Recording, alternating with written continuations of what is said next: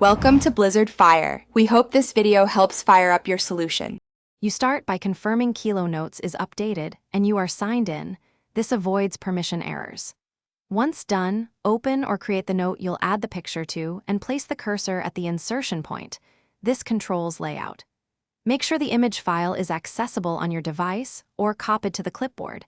The app supports JPG, PNG, and SVG. Doing these steps first speeds the process and prevents misplacement when you import or paste the image into the note. You can insert the picture by choosing Insert then Image or by dragging the file directly into the note. Drag and drop is faster for multiple files. Once the image appears, click it to reveal resizing handles. Hold Shift while dragging a corner to keep the original aspect ratio and avoid distortion.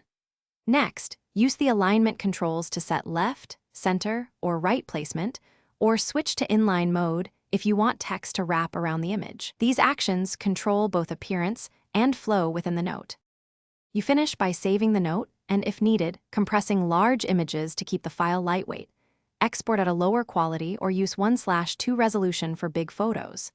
If you need a different picture, use Replace Image so positioning and captions stay intact. This preserves formatting.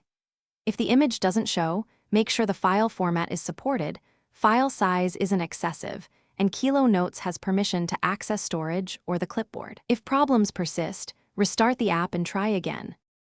Thanks for watching. If you found this helpful, don't forget to like and subscribe.